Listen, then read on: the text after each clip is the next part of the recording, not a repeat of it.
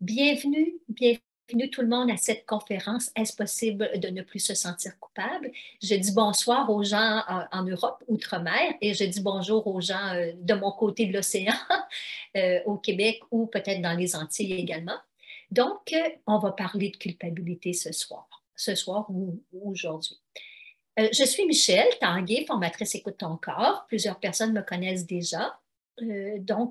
Plusieurs personnes d'entre vous que je connais, oui, mais il y a des nouvelles personnes, peut-être. Levez donc la main les gens qui assistent à une activité Écoute ton corps pour la première fois.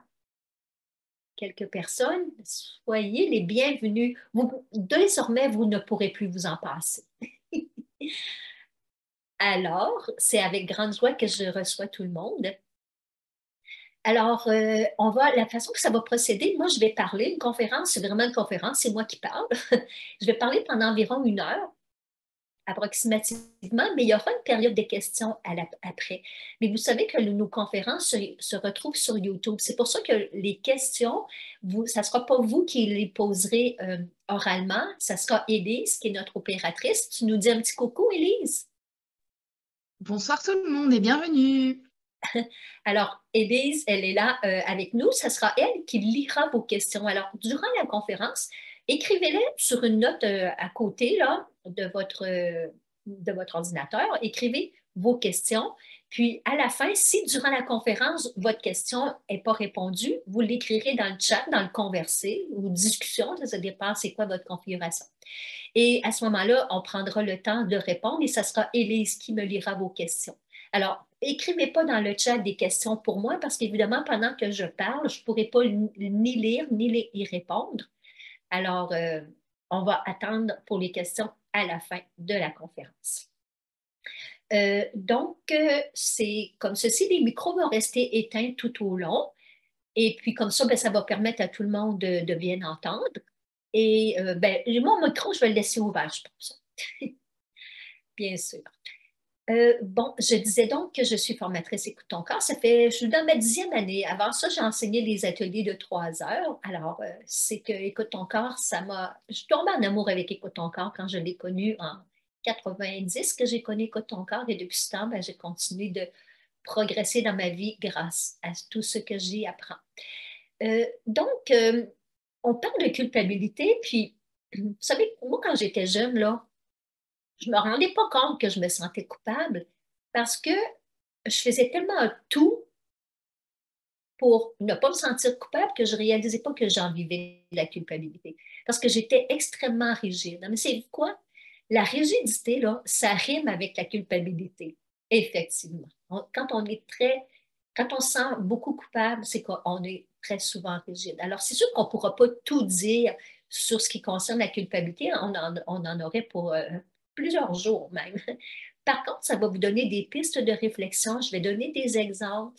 Et comme ça, bien, ça va pouvoir vous aider à regarder votre vie à vous. Où est-ce qu'elle est votre relation avec la culpabilité? Alors, ce qu'on fera aujourd'hui, bien sûr, je vais faire une petite introduction, là, comme je suis en train de faire, mais on va bien sûr identifier c'est quoi la culpabilité exactement. Hein? Et aussi, on va regarder pourquoi on se sent autant coupable en tant qu'humain.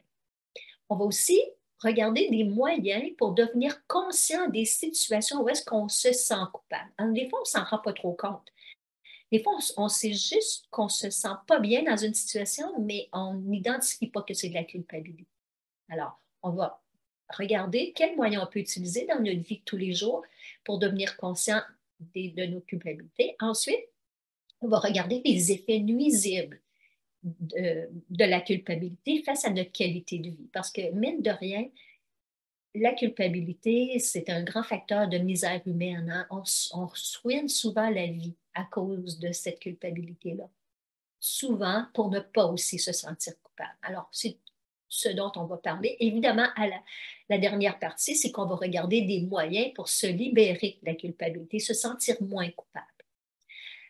Alors, la fameuse question, est-ce que c'est possible de ne plus se sentir coupable? On aimerait bien ça, tout le monde. Hein? C'est sûr qu'on aimerait ça parce qu'on se sentirait tellement plus léger, tellement plus libéré, libre. Par contre, évidemment, tant qu'on est des humains, on en vivra sans doute tout le temps de la culpabilité. Par contre, il faut savoir que oui, on peut diminuer, on peut se sentir moins coupable, moins intensément et moins souvent, ça existe. Alors, c'est sûr que la culpabilité, ça concerne tout le monde. On n'en connaît pas des personnes qui ne se sentent jamais coupables. On connaît des personnes qui se disent ne jamais se sentir coupables. Des fois, on se fait croire qu'on ne se sent pas coupable, mais juste le fait d'avoir besoin de dire moi, je ne me sens pas coupable, ça nous donne une bonne indication que c'est en train de vouloir dire je ne veux pas me sentir coupable, mais dans le fin fond, oui, je me sens coupable. Alors, euh, c'est sûr que arriver, excusez, hein, je vais peut-être avoir un petit peu la gorge, j'ai un petit début de rhume, là, je vais boire de temps en temps. Donc, les moyens qu'on utilisera, dont je vous parlerai pour diminuer la culpabilité, bien sûr que ça existe. Alors, euh, la première fois là, que me suis fait demander si je me sentais coupable dans ma vie, c'était dans ma vingtaine, alors que je voulais me séparer du premier conjoint que j'avais eu. Et j'avais consulté un psychologue à ce moment-là, puis il m'avait demandé si je me sentais coupable de vouloir me séparer ou de lui faire de la peine ou des choses comme ça. Mais mon Dieu, je suis comme tombée des nues. C'est comme si la culpabilité, c'est une émotion. J'avais comme pas l'impression d'avoir ça, moi, des émotions. Alors, vous voyez à quel point j'étais exclusivement dans mon mental, dans mon perfectionnisme rigide. Et quand on est là-dedans, on ne se rend pas compte qu'on se sent coupable parce qu'on agit tout le temps pour ne pas se sentir. Alors, c'est sûr que euh, la première étape, ça va être bien sûr de s'en rendre compte.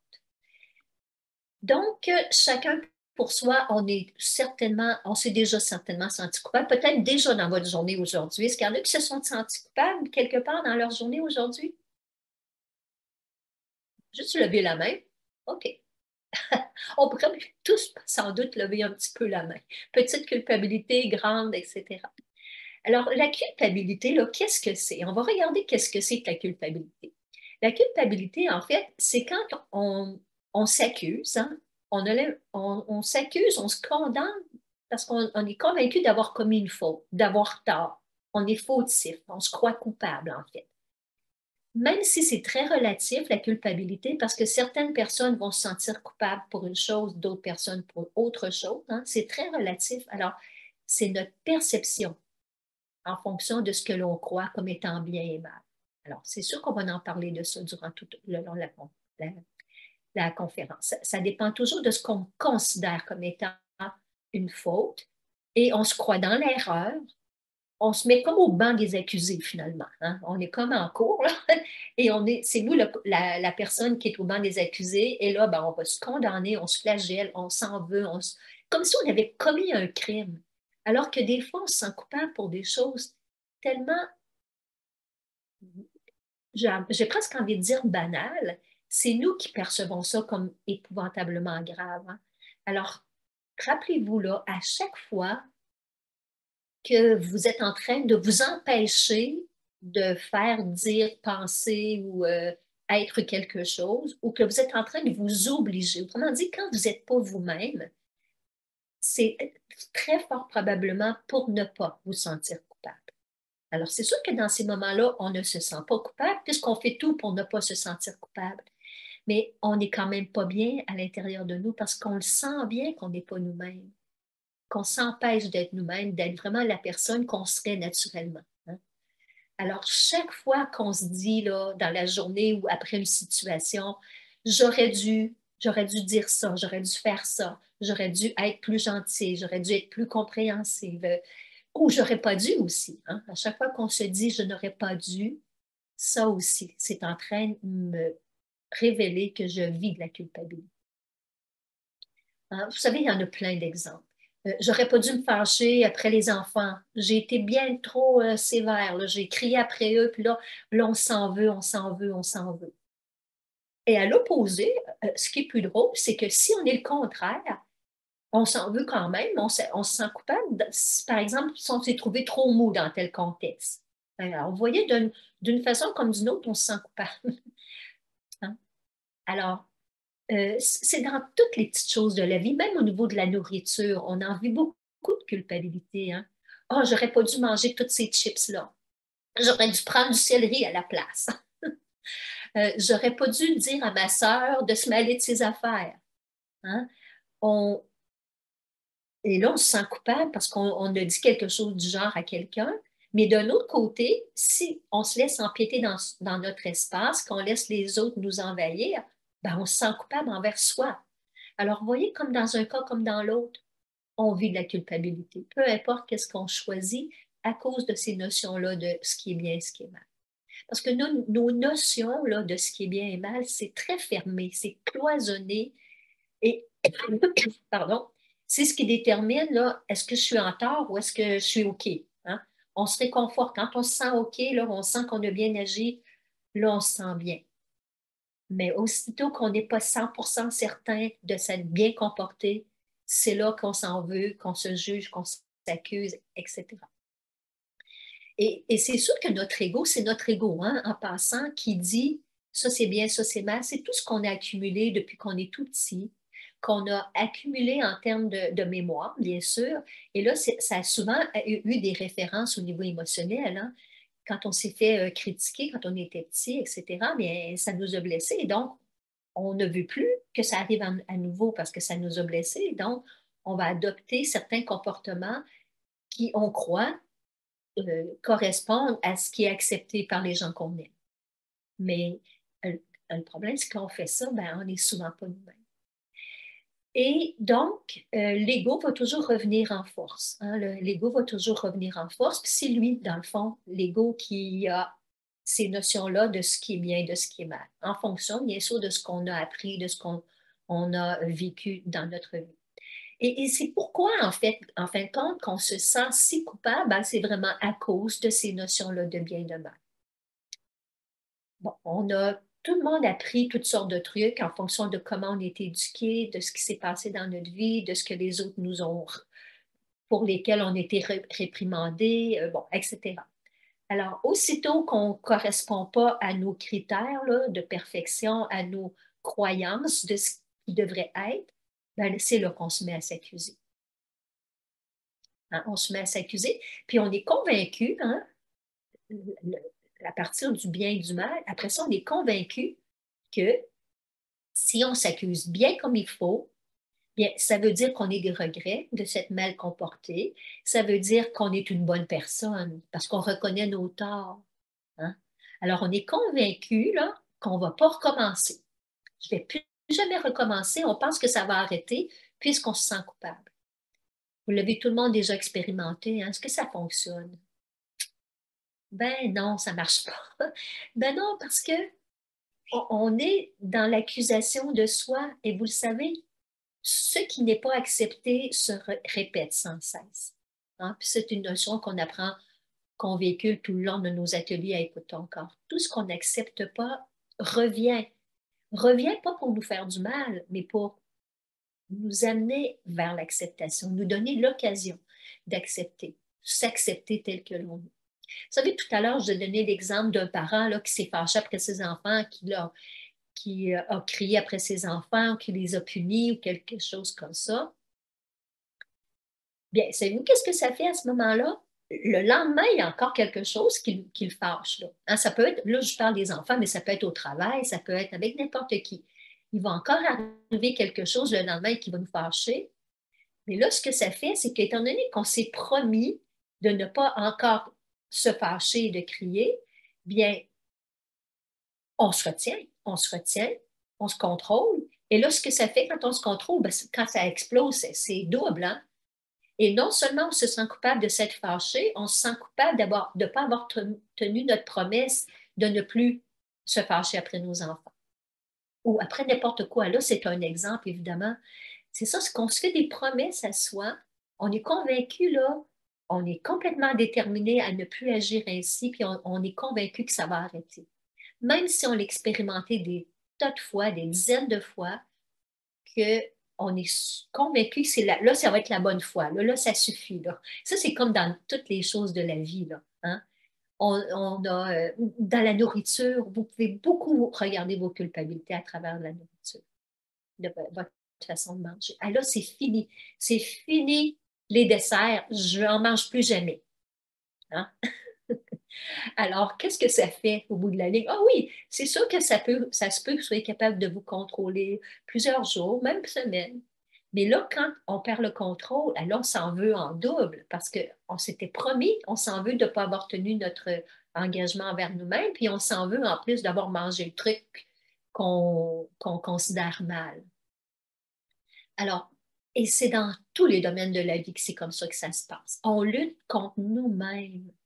Et ça, c'est pas spirituel, hein? Parce qu'il n'y a pas d'amour là-dedans. On est contre soi-même au lieu d'être avec nous-mêmes. Et cette façon-là de s'en vouloir pour essayer de se changer, changeons-la, la méthode, elle ne marche pas. Elle ne fonctionne pas, cette méthode-là. C'est le contraire qui arrive. Plus on s'en veut, plus on veut se changer, plus on veut arrêter, bien, plus on est ce qu'on ne veut pas être. Et c'est bizarre, hein, parce que mentalement, on ne peut pas comprendre trop ça. Ça devrait arrêter alors que je décide que je ne veux plus être comme ça, ou faire ceci ou dire cela. Mais c'est parce que spirituellement parlant, ce qu'on veut arriver à faire, c'est l'acceptation. Et quand on est toujours dans l'accusation, en train de se sentir coupable, nous ne sommes pas, bien sûr, dans l'acceptation. Alors, on est en lutte contre soi-même à l'intérieur tout le temps. Et on peut continuer de s'accuser puis de se taper sur la tête. Bien sûr, mais il faut savoir que notre malaise va continuer lui aussi, dans les mêmes proportions. Plus on dit il ne faut pas faire quelque chose, dire quelque chose, agir de telle ou telle façon ou être d'une certaine façon, ben plus on le fait, plus on est comme ça. Ouais. Et ce qui est de plus, souvent ça se passe inconsciemment, hein, parce qu'on ne s'en rend pas compte. C'est pour ça que ça continue tout le temps. Ça continue tout le temps parce qu'on ne s'en rend pas compte de tout ce qui se trame à l'intérieur de nous. Alors, tout ça, ça fait qu'on se sent souvent, très souvent coupable. Ça ne veut pas dire qu'on se sent coupable 24 heures par jour, 7 jours par semaine, 365 jours par année. Là. On le sait bien, il y a des moments où on ne se sent pas coupable à temps plein, mais on en vit tous des petits moments dans la journée où est-ce qu'on se remet en question, où est-ce qu'on s'en veut. Et ça, bien, c'est pas agréable. On se sent pas bien. On a l'impression qu'on manque d'amour finalement. Hein, on agit contraire à notre personne par peur de ne pas être aimé par les autres, mais ultimement, c'est nous qu'on est en train de ne pas aimer. Parce qu'on est en train de ne pas se donner le droit d'être qui on est. Alors, c'est sûr que tout ça, c'est bien beau, hein? Mais il faut devenir conscient de ça. C'est pour ça qu'il y a des moyens pour devenir conscient de toutes nos culpabilités. Parce que si on n'en devient pas conscient, ça continue de s'amplifier, de grossir. Alors, il y a toutes sortes de façons. Mentalement, là, notre façon de réaliser qu'on est en train de vivre la culpabilité, ben, c'est d'entendre le discours mental. Hein. Vous savez, j'aurais pas dû, j'aurais pas dû dire ça à ma collègue de travail. J'aurais pas dû manger autant. J'aurais pas dû paresser autant. J'aurais dû. À chaque fois que vous avez ce discours-là à l'intérieur, là, souvent, on ne le réalise pas, mais ça veut dire qu'on est en train de se sentir coupable, d'avoir été ce qu'on a été. On est en train de s'accuser, de se taper sur la tête et donc de se faire du mal finalement. On s'accuse de toutes sortes de choses. Vous savez, même là, des fois, bon, on juge que c'est mal de trop relaxer alors qu'il y a des tâches à faire. Là, on s'accuse si on a relaxé, tout ça. Au contraire, si on travaille trop, on travaille, ben là, on s'en veut de ne pas s'être reposé, puis on voit bien qu'on on est en perte d'énergie. Alors, vous voyez, dans les deux extrêmes d'une même attitude, autant la personne qui travaille beaucoup et la personne qui veut relaxer beaucoup, ben, les deux ne sont pas acceptés. Et donc, ça nous fait nous sentir coupables qu'on fasse l'un ou qu'on fasse l'autre. Alors, au niveau mental, c'est comme ça. Puis maintenant, au niveau émotionnel, hein? Au niveau émotionnel, c'est quand on vit une situation et là qu'on n'est pas bien. Ben, demandez-vous comment je me sens là-dedans, là? Comment je me sens? De quoi est-ce que je suis en train de me sentir coupable? Et très souvent, ça va répondre oui. Parce qu'on arrête d'être nous-mêmes, on arrête d'aller vers ce qu'on veut, vers nos désirs et nos besoins. On bloque ça à cause de nos fameuses notions de bien et de mal qui viennent de notre ego. Et là, bien, on s'empêche d'être simplement naturel, spontané, authentique et tout ça. Et surtout quand il y a des témoins. Quand on est tout seul à la maison puis qu'on a envie de paresser, bon, on n'a pas trop peur d'être jugé, on est tout seul, là. Mais se faire prendre en flagrant délit, oh là, on n'aimera pas ça, là. On n'aimera pas ça parce qu'on juge ça comme étant mal. Alors, aussitôt qu'il y a ces notions-là mentales qui nous arrivent, qui nous empêchent d'être bien, de se sentir bien, d'être confortable avec soi-même, il faut savoir que c'est ces notions de bien et de mal-là qui nous font nous sentir coupables et nous empêcher d'être nous-mêmes. Et quand spontanément on l'est, ben là, on s'en veut. Alors, soit qu'on s'empêche d'être nous-mêmes pour ne pas se sentir coupable, ou soit que spontanément, on l'est malgré nous, parce qu'on ne peut pas toujours se contrôler, et ça fait qu'on se sent aussi coupable. Alors, se demander comment on se sent dans telle ou telle situation, quand vous voyez que c'est perturbé en dedans de vous, là, puis que vous vous en voulez, puis vous n'êtes pas satisfait de vous, réalisez que vous êtes en train de vous sentir coupable. Vous êtes en train de vous accuser d'avoir mal agi, de ne pas avoir dit la bonne chose au bon moment, etc., etc., etc. Et savez-vous quoi? Le problème, là, c'est pas qu'est-ce qu'on dit, qu'est-ce qu'on fait, notre façon d'être. C'est comment on se sent dans ce qu'on dit, dans ce qu'on fait, dans comment on est. Hein? C'est plus la perception qu'on a de nous-mêmes, comment ça nous fait nous sentir. Et là, j'ai parlé de mental, j'ai parlé d'émotionnel, mais maintenant, c'est vu que physiquement, il y a des moyens aussi de reconnaître qu'on est en train de vivre de la culpabilité. Et les personnes qui sont habituées à écouter ton corps le savent déjà. C'est lorsqu'il nous arrive des accidents. Quand il nous arrive des accidents, ça peut être un petit accident. Là, je me frappe le coude sur le cadre de la porte. Je me frappe le petit orteil sur le coin du lit. Vous savez, ça peut être des petits accidents. Évidemment, plus l'accident est léger, ben, plus la culpabilité est légère. Mais savez-vous pourquoi que quand on se sent coupable inconsciemment, qu'on se fait arriver des accidents? C'est parce que c'est comme si on se faisait payer le prix, là. On, on veut expier notre faute, qu'on considère être une faute. On veut se punir. Et là, bien, ça se fait tout seul. Ça se fait tout inconsciemment et on se fait arriver des trucs comme ça. Et quand c'est des gros accidents, bien, c'est sûr que c'est des culpabilités bien plus grandes. Hein?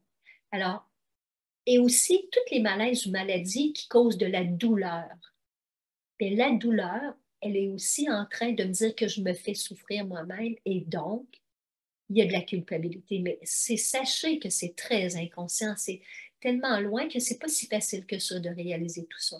Mais l'important, c'est de le savoir et de réaliser que on est en train, en fin de compte, de se déclarer coupable, puis pour expier notre faute, comme on dit, là, pour payer notre dette là, de culpabilité, bien, on se fait arriver des choses comme ça. Mais lorsqu'on ne fait pas la paix avec nous, ben, ça se reproduit encore. Je me souviens, je me souviens d'une personne que j'ai connue à un moment donné. Elle a eu un gros accident de voiture, puis elle avait encore des séquelles physiques, là. Et elle était élevée dans une famille où est-ce que, c'était une grosse entreprise familiale, puis ça avait toujours été le travail qui était valorisé. Il faut travailler, travailler, travailler pour vraiment faire progresser l'entreprise, puis tout le monde dans la famille devrait s'investir totalement. Et un jour, savez-vous, le jour où elle a eu cet accident-là, c'est qu'elle avait été invitée dans une fête d'amis, dans un party, et elle avait été appelée parce que dans l'entreprise, il y avait un problème quelconque. Là, je ne me souviens pas trop qu'est-ce que c'était, mais ce n'est pas important. Et là, elle l'a réalisé bien après. Sur le moment, elle n'a pas du tout réalisé sa culpabilité, mais c'est après recherche intérieure, quand je l'ai aidée, là, elle a réalisé à quel point elle s'était jugée mauvaise fille, là, mauvaise, euh, déloyal envers sa famille, d'avoir laissé le travail et d'être allé s'amuser à la place. Et ça, c'est des culpabilités qui viennent de loin. C'est fort, c'est incrusté à l'intérieur de nous. Je me souviens aussi comment j'étais, un exemple personnel, j'étais à vélo. J'aime beaucoup le vélo. Puis dans ce temps-là, mon plus jeune fils était un jeune ado. Et puis, je m'en souviens que pendant que je m'en venais chez moi, je réalisais que ça faisait trop longtemps que j'étais partie de la maison. Il était capable de se garder tout seul. Il devait avoir 13 ans, 14 ans, là. Mais on dirait que je me sentais coupable de le laisser tout seul, là, trop longtemps. Ah ben, shit, bang, bras cassés. Alors, ce que ça a fait comme résultat, c'est que mon absence a été encore plus longue parce qu'il a fallu que j'aille à l'hôpital. Alors, vous voyez qu'on n'est jamais gagnant de se sentir coupable. Alors que lui, il était sans doute très bien, là, tout seul, hein. C'est toujours notre culpabilité, notre perception, hein. Dans ma perception, ça devait être une mère doit être toujours présente pour ses enfants, là. Alors, savez-vous que quand on s'arrête un instant et qu'on prend le temps de regarder notre culpabilité, quand on prend le temps de se pardonner, en fait, de s'être si durement accusé, bien, savez-vous quoi? Que le problème physique, là, il va guérir plus vite. Ouais, c'est bizarre, hein? Le corps, là, est capable de faire des prouesses là, pour nous faire guérir. Moi, je me souviens de mon bras cassé, là, puis comment on appelle ça, donc? En tout cas, le chirurgien orthopédique, mais c'était pas le chirurgien. Comment ça s'appelle? Excusez, c'est pas important. Là, ceux qui s'occupent des os, ortho quelque chose. Bref, il avait été surpris que mon bras, à quel point il était mobile après quelques semaines, puis tout ça, parce que j'avais quand même vu tout ça à l'intérieur de moi à ce moment-là. Ça ne nous empêche pas de savoir ça qu'il va nous arriver des choses parce on reste avec un ego, on reste des êtres humains avec notre inconscient puis nos notions de bien et de mal, mais c'est juste qu'en prenant le temps de le regarder, bien, on va à l'intérieur de nous pour voir ce qui se passe à l'intérieur de nous et ça, c'est très aidant. Un autre moyen, parce que là, je vous ai parlé là, mentalement, émotionnellement, physiquement, comment on peut prendre conscience de nos culpabilités. Puis un autre moyen, c'est quoi? C'est quand vous êtes en train de vous voir, quand nous sommes en train de nous voir, accuser quelqu'un d'autre. Quand on accuse une autre personne, c'est qu'autrement dit, si nous, on faisait pareil, on se sentirait trop coupable. C'est trop dans notre notion de cette façon-là d'être, c'est mal. On se sentirait tellement coupable que on accuse quelqu'un. Chaque fois que vous accusez une autre personne, prenez le temps de regarder. Est-ce que vous le permettez? Des fois, on aimerait ça se le permettre, mais on n'ose pas parce qu'on va s'en sentir coupable, hein? Alors, c'est ça qu'on veut réaliser. Donc, regardez à chaque fois que vous accusez quelqu'un, mais ça n'a pas besoin d'être ouvert, là. Ça n'a pas besoin d'être fait directement à la personne. L'accuser mentalement, ça nous parle de nous. Tu sais, culpabiliser quelqu'un, euh, bon, vous savez, on arrive à la maison, c'est toujours moi qui fais tout ici, puis tout ça, puis là, on veut que toutes les autres se sentent coupables de ne pas avoir rien fait. Parce que nous, on ne se permet pas de prendre des moments de loisir s'il y a des tâches. Alors, on est porté à culpabiliser les autres de se le permettre parce qu'on juge ça comme étant mal. Et donc, si on faisait la même chose, on se sentirait tellement coupable qu'on ne se donne pas le droit. Et là, ben, on critique les gens qui se donnent ce droit-là. Remarquez, c'est dans toutes les petites choses de la vie. Dans toutes les petites choses de la vie qu'on peut voir ça. Moi, j'ai remarqué récemment une culpabilité que j'ai encore. C'est si j'envoie un message à quelqu'un puis je fais une faute d'orthographe, là, bien, je renvoie un autre message, ma faute corrigée. Ah, et j'ai dit, wow! Mais en fin de compte, j'ai réalisé que quand les gens font beaucoup de fautes d'orthographe, je suis portée à juger ça finalement. Parce que c'est comme mal. En réalité, la personne, elle exprime ce qu'elle veut. Je suis capable de le voir. Mais dans mes notions de bien et de mal, bien, ça compte. Et oui, nul n'est parfait. Alors, à chaque fois qu'on essaie de culpabiliser quelqu'un, c'est que les autres font quelque chose que nous, on ne se permet pas. Et si on se le permettait, on s'en voudrait. Hein, il y a une personne qui dit toujours ce qu'elle pense tout le temps, là.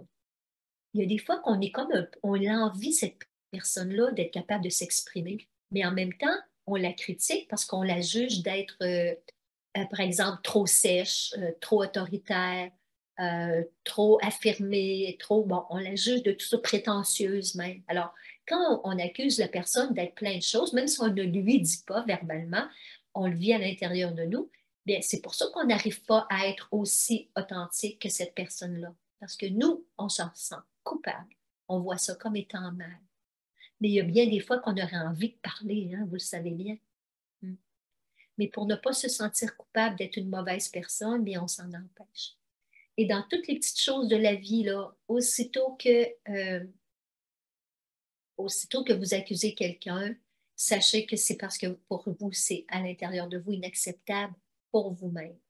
Et une autre façon de voir nos culpabilités, c'est quand quelqu'un nous critique ou quelqu'un nous fait ces petites remarques là, pour qu'on se sente coupable. Quand quelqu'un nous culpabilise, là, sachez que ça ne vient pas de nulle part. C'est que l'extérieur reflète toujours notre intérieur. Si vous arrivez, par exemple, quelque chose de la vie de tous les jours, vous arrivez de magasiner, là, vous êtes allé, euh, vous achetez une robe, vous achetez des souliers, vous achetez, bon, peu importe qu'est-ce que c'est, et que là, vous arrivez à la maison, puis quelqu'un vous dit, ouais, ça a dû te coûter cher, tout ça. Vous voyez, la remarque de la personne, on a l'impression que l'autre nous culpabilise. Ben, effectivement, l'autre est en train de nous culpabiliser, là, mais elle n'aurait pas tendance à nous dire ça si on ne s'était pas senti coupable à l'avance. Alors, quand la personne nous juge, nous culpabilise, la culpabilité était déjà là à l'intérieur de nous et entendre ce que l'autre nous dit éveille cette culpabilité-là. Mais on est porté souvent à se fermer et à accuser l'autre personne. Mais finalement, on oublie de regarder que ça nous appartient.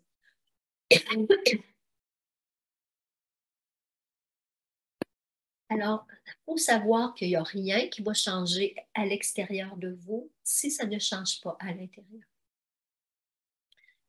D'autres accusations que quelqu'un peut nous faire, vous savez, votre mère ou tu m'appelles pas souvent, hein? Sachez, entendre ça, là, on a l'impression que l'autre nous culpabilise, mais est-ce que ça se pourrait qu'on se sentait déjà coupable de ne pas avoir appelé, téléphoné à notre mère ou à notre père, ou etc. Hein, on voit bien que la culpabilité, elle est très souvent présente avant même, elle est en fait toujours présente avant même qu'on entende la remarque. Mais on ne se sent pas coupable, tout le monde, des mêmes choses. Il y a des personnes qui, avoir beaucoup de loisirs, c'était bien vu dans la famille, ça faisait des personnes cultivées, des personnes qui avaient beaucoup d'habiletés différentes. Puis dans certaines familles, c'était bienvenu, mais dans d'autres familles, c'était pas ça. Là, au contraire, c'était le travail, le travail, le travail. Vous savez, on n'a pas été tout le monde élevé avec les mêmes notions de ce qui est bien, de ce qui est mal. Et c'est sûr qu'on ne se sent pas nécessairement coupable des mêmes choses. Hein. Alors, ça a un lien. Est-ce que vous connaissez les blessures? Bon, la majorité, en tout cas, vous avez certainement déjà entendu parler des blessures. Bien, il y a nécessairement un lien avec les blessures, à savoir si je vais me sentir coupable ou pas. Parce que vous savez, quand pour ne pas souffrir de nos blessures, parce que ça fait mal, hein? On se sent blessé, on ne veut pas ça. Et quand on ne veut pas sentir nos blessures, ça nous fait adopter certains comportements, certaines attitudes pour se protéger de ça. On ne veut pas sentir ça. Et l'affaire qui arrive, c'est que ces comportements et ces attitudes-là, quand on se voit les avoir, avec un recul, on se regarde, puis après ça, on s'en veut, on se sent coupable d'avoir agi de telle ou telle façon. Aussitôt là qu'on se sent coupable d'avoir agi de telle ou telle façon, c'est notre masque du rigide qui apparaît. Hein, le rigide, c'est celui envers lui-même. Là. Le rigide envers lui-même s'accuse, se remet en question, s'en veut toujours de ne pas avoir été parfait. Alors, vous pouvez avoir eu un comportement de la blessure de rejet avec le masque de fuyant, mais si vous vous mettez à vous sentir coupable, à vous en vouloir, c'est parce que là, c'est le masque de rigide qui est arrivé par-dessus. Je vais prendre un exemple pour chacune des blessures, chacun des masques, ça va nous aider à voir. Donc, je disais, pour la blessure de rejet, c'est le masque du fuyant. Alors, le fuyant, lui, s'il est avec un groupe de personnes, ça peut être en famille ou dans une réunion au travail, tu sais, si on ne lui donne pas la parole, si on ne l'écoute pas, si on l'interrompt ou si on n'accepte pas son idée, la personne, elle va facilement se sentir rejetée puis repoussée, hein. Et son réflexe, cette personne-là, pour ne pas se sentir blessée dans son rejet, elle va avoir tendance à fuir. Au lieu de faire face, elle va fuir la situation. Des fois, elle va fuir physiquement, là, elle va s'en aller, puis elle va être prise dans sa bulle de rejet en dedans, mais des fois, elle va rester présente là, physiquement, mais elle va fuir mentalement. Elle va se mettre à être, encore une fois, dans sa bulle de mépris d'elle-même, en se trouvant nulle, en ayant l'impression de ne pas avoir de place. Vous voyez, c'est ça qui se passe quand on est dans le masque de fuite. Mais le truc, c'est qu'après coup, quand la personne revient à la maison ou le lendemain, ben là, elle s'en veut de ne pas avoir pris sa place, hein. Elle s'en veut en plus d'avoir arrêté d'écouter les autres, parce que quand on est pris dans notre mépris de soi-même, on entend, nos oreilles entendent, mais on n'écoute plus ce qui se passe.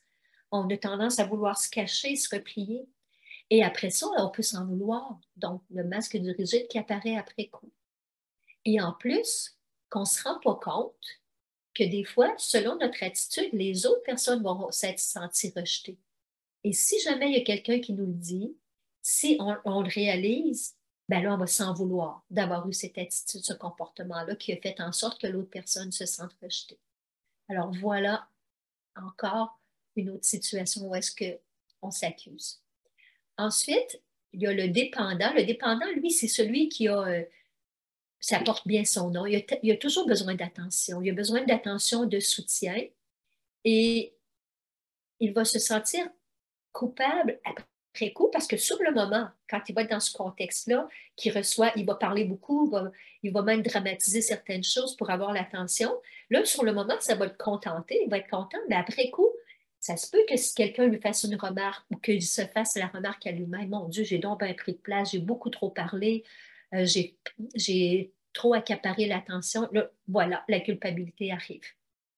Le dépendant aussi, lui, il a tendance, quand il n'est pas soutenu, à abandonner des projets. Il peut même abandonner un livre. Mais après ça, le problème, c'est qu'il fait en conformité avec son dépendant, mais là, il va se mettre à se sentir rigide, de ne pas poursuivre ses projets, tout ça, il s'accuse. Alors, donc, le rigide calme.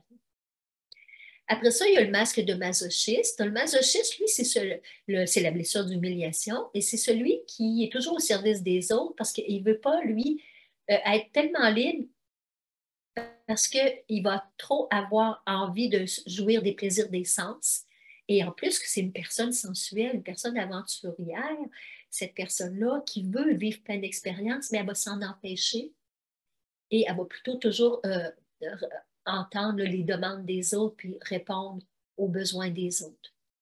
Mais le truc, c'est que derrière tout ça, si elle n'a pas satisfait les besoins de tout le monde, bien, elle va se sentir coupable. Et dans le fin fond, elle va finir par s'en vouloir aussi de ne pas s'occuper de ses besoins et de juste s'occuper toujours de ceux des autres. Alors, vous voyez que la culpabilité finit toujours par nous rattraper. C'est toujours, comme je vous dis, quand on se tape sur la tête comme ça qu'on s'accuse, c'est l'origine qui fait ça. Après, bien, il y a le masque de contrôlant qui est en lien avec la blessure de trahison. Alors, lui, le contrôlant ou la contrôlante, vous savez que c'est les deux sexes, hein, là, je mets ça au masculin, là, mais il veut toujours se montrer fort. Hein? Celui qui est fort, qui respecte ses promesses, en qui on peut faire confiance, etc. Alors, quand on est dans ce contexte-là, on s'oblige tout le temps à respecter nos promesses, nos engagements, mais des fois, il arrive des circonstances où est-ce que c'est pas possible, où est-ce que ça dépasse nos limites, et là, bien, c'est après coup, avec notre fameux rigide, on va se mettre à s'en vouloir. On va aussi avoir l'impression de ne pas avoir été assez digne de confiance si les autres ne nous font pas confiance, qu'ils ne suivent pas qu'est-ce qu'on leur recommande. Alors, on s'en veut de ne pas avoir été assez digne de confiance. Le contrôlant va s'en vouloir s'il démontre une certaine faiblesse parce que pour lui, sa valeur, c'est dans sa force, hein.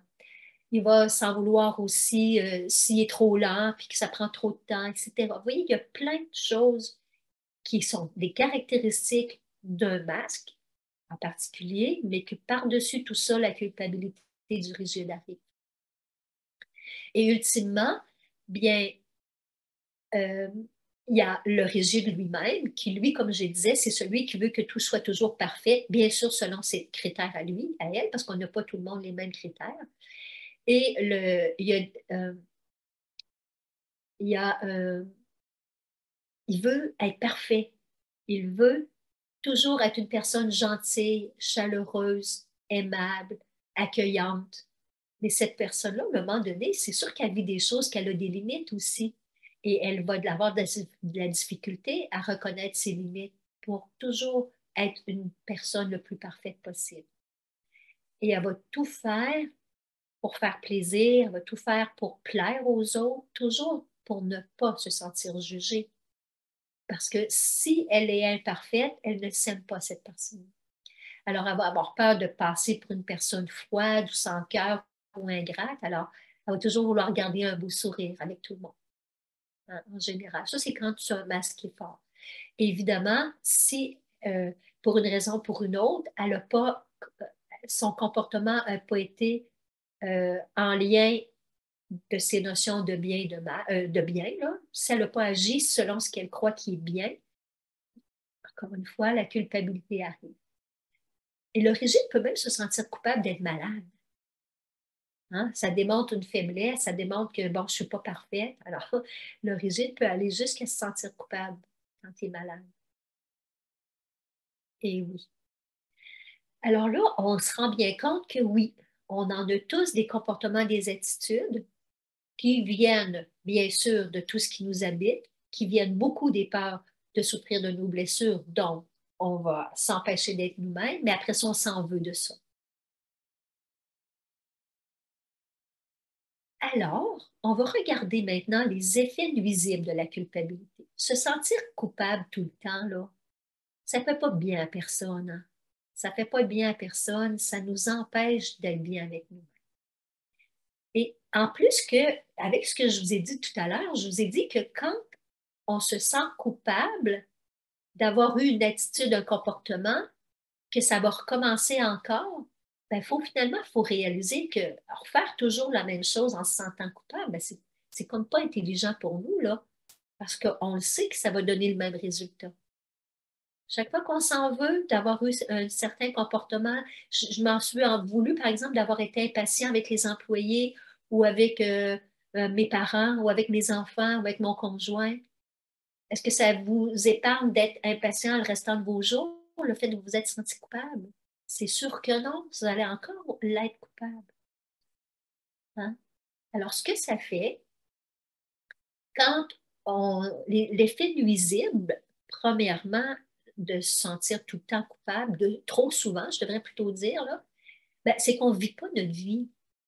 Hein? On ne vit pas notre vie telle qu'on souhaiterait. On ne répond pas à notre être profond. On ne répond pas à nos désirs, nos besoins pour être bien avec nous-mêmes. Parce qu'on est toujours avec ces fameuses notions-là de bien et de mal. Et on est tout ça, sachez qu'en dessous de tout ça, là, il y a toujours des peurs d'être jugé, de ne pas être aimé. Si ma façon d'agir, de me comporter, mon attitude, si ça ne correspond pas à ce que les autres s'attendent de moi, on va me juger puis on va m'aimer moins. C'est sûr que c'est toujours la peur de ne pas être aimé qui fait en sorte qu'on va se sentir coupable. Et donc, de ne pas avoir été un bon employé, un bon patron, une bonne femme, un bon mari, un bon enfant, si on peut dire ça comme ça, une bonne amie. Vous savez, c'est tout ça, là. C'est sûr qu'on a besoin d'amour, mais le problème, c'est que quand on se sent coupable, plus on se sent coupable, plus on a besoin que l'amour vienne des autres parce que moins on s'en donne à nous. Oui. Alors, vous savez, quand on se sent responsable du bonheur de quelqu'un, c'est très facile de se sentir coupable parce on considère que si l'autre n'est pas bien, c'est de notre faute. Et l'exemple le plus parfait, c'est avec nos enfants. Avez-vous remarqué, là, la façon que nos enfants sont, la façon que nos enfants agissent? Bon, on pense qu'il y a quelque chose qu'on n'a pas bien fait en tant que parent. Ça y est, j'ai pas été un bon parent, je l'ai pas enseigné comme il faut, j'ai pas mis assez de limites ou j'en ai trop mis de limites. On est toujours en train de se remettre en question s'il y a quelque chose chez nos enfants qui vont pas bien. Ils ont un problème quelconque. L'enfant arrive pas à se trouver un emploi qui lui convient. Puis là, il se dévalorise lui-même. Ben là, le parent va s'accuser de ne pas avoir assez valorisé son enfant. C'est dans n'importe quoi. Hein? Et là, on va se dire, ah, si je m'étais pas séparée, ou si je m'étais séparée, vous voyez, il y a plein, les deux extrêmes, on est toujours en train de se remettre en question. Et pendant qu'on fait ça, bien, on ne vit pas pour soi. Hein? Mais il faut savoir que nos enfants, là, c'est leur vie. Ils sont entièrement responsables. Leur âme, là, est arrivée sur cette planète en ayant certaines expériences qu'elle est venue vivre et à travers nous comme parents, mais tout dépend de la perception de l'enfant, de ses blessures à lui. Hein. Alors, c'est ça qu'il faut reconnaître. Alors, si on continue de se sentir coupable aussi face à quelqu'un, à nos enfants, avec le patron, etc., là, bien, ce que ça finit par faire, c'est que les autres, pour ne pas se sentir coupable, on va toujours vouloir agir pour plaire aux autres en conformité à ce qu'ils s'attendent de nous. Fait qu'on va toujours avoir l'impression qu'on profite de nous, qu'on se fait abuser. Mais c'est parce qu'on attire ça dans notre vie à cause de cette culpabilité-là qu'on a envers soi-même. Et un autre effet très nuisible à la culpabilité, c'est que plus on se sent coupable, plus ça nous gruge de notre énergie intérieure. C'est comme si ça nous mangeait notre énergie quand on entretient tellement de culpabilité comme ça. Et donc, on est deux fois plus fatigué, on peut être épuisé au bout d'une journée qui, normalement, si vous avez fait toutes des choses qui vous plaisent dans la journée, normalement, on devrait se sentir bien énergisé. Mais si la culpabilité vous a suivi toute la journée parce que vous n'avez pas fait ceci, vous n'avez pas fait cela, vous allez être doublement fatigué le soir. C'est sûr que ça va faire ça. Hein? Alors, des fois, la vie, elle nous amène dans des endroits où est-ce qu'on est confronté à faire un choix parce que là, il faut se choisir. Je me souviens d'un exemple d'une personne à un moment donné, une dame, peut-être à peu près mon âge, elle avait un fils adulte qui, bon, il était adulte, qui était autonome, là, je ne sais pas trop quel âge il avait, mais en tout cas, c'était un adulte qui habitait près à la maison, tout ça. Puis, il y avait des problèmes un peu de dépression, puis tout ça. Et à l'opposé, elle avait son mari qui voulait aller passer plusieurs semaines dans le sud durant l'hiver. Alors là, elle était confrontée à un dilemme épouvantable. Est-ce que je déplais à mon fils ou bien je déplais à mon mari? Vous voyez comment que ça, la vie, elle nous amène des situations là. Il fallait, autrement dit, qu'elle choisisse pour elle. Parce que choisir son fils plutôt que son mari, elle se sentait coupable envers son mari, puis choisir son fils, en tout cas l'inverse, là, elle serait sentie coupable dans les deux. En réalité, elle faisait rien de mal. Dans le fond, on ne peut pas se cloner sur cette terre. Hein? Alors, en réalité, c'est la culpabilité qui nous amène à ce genre de situation que là, on est acculé au pied du mur, il faut qu'on choisisse. Et dans ces moments-là, il faut choisir pour soi.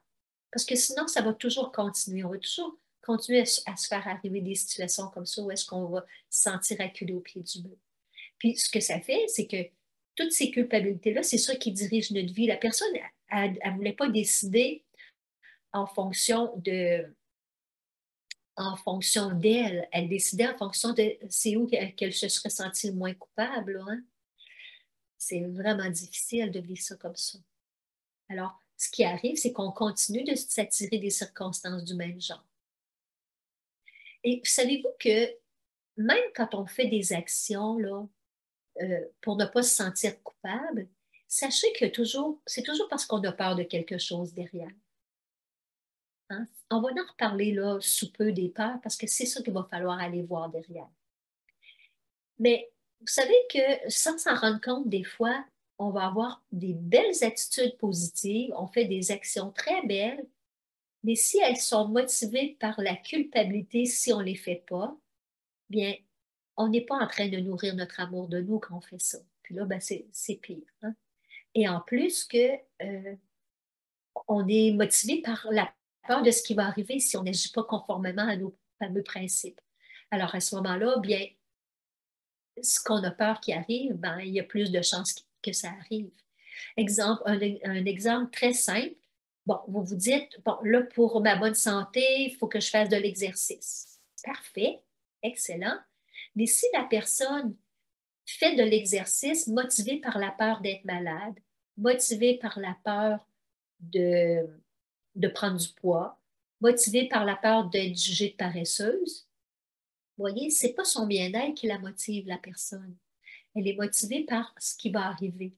Alors, si jamais elle rate une fois, ben là, elle va se sentir coupable épouvantable parce que c'est toutes les peurs qui vont monter. Toutes ces peurs-là vont monter à l'intérieur d'elle.